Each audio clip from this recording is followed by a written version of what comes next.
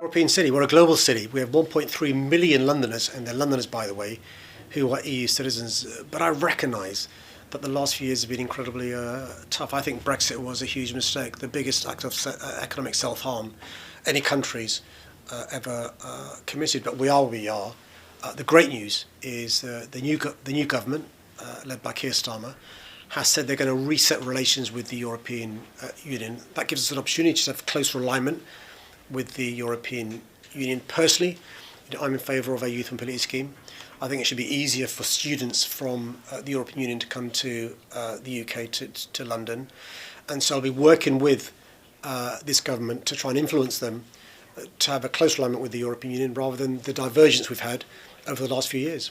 Look, one of the great things about our country is you can be members of the same party, agree on most issues, and I do agree with most issues that Keir Starmer's new Labour government is doing, but disagree on some issues, and I disagree in relation to a youth mobility scheme. I think before when I was younger, and we were members of the European Union, I saw the difference the youth mobility scheme made. I saw the difference as a member of Parliament, and as Mayor, I saw the difference that Erasmus made, and young people coming to London and vice versa. I'm not saying, by the way, we should rejoin the European Union. What I'm saying is one of the ways to have closer alignment, to help growth, is to allow young people from the EU to come and work in London, and vice versa, really important. It means that they'll know European culture better, treat our European neighbours as friends, not as foes. We benefit, the EU benefits, it's a win-win. Well, we know from the independent OBR how damaging this hard Brexit's been for our economy in terms of trades of goods and services. We know when it comes to food inflation, the impact of the hard Brexit. We know the impact on our universities and so forth. We also know the government wants to reset relations with the European Union. That doesn't mean more divergence and even harder Brexit. That means closer alignment, or what I call a softer Brexit.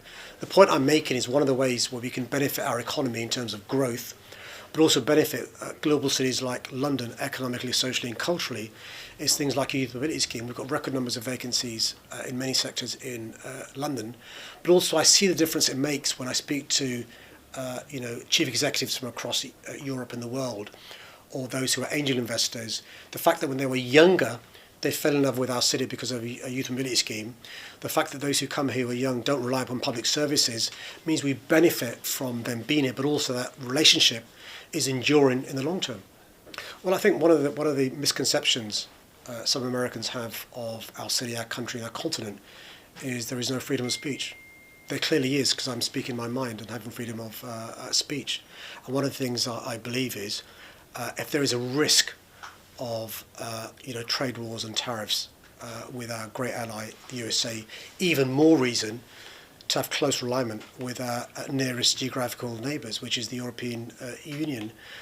Some of the messages we've heard from the new administration in America in relation to NATO, in relation to Ukraine, in relation to trade, is causing concern. That's why it's even more important we take advantage of the resetting of relations with the European Union to have closer alignment. I think what's really important is now that we've got a change in government in the UK, we're back on the international stage. For too many years we've vacated the pitch. I think it's right and proper for Keir Starmer to spend time engaging with European leaders, spend time in the USA engaging with President Trump. He's already spoken to him on many occasions, because it is really important for us to recognise that there are some issues that can't be solved unilaterally. It does take a number of colleagues to be involved. That includes the situation in Ukraine. We shouldn't be rewarding an aggressor like Putin, but also we can't be making decisions about Ukraine without involving Ukrainian people.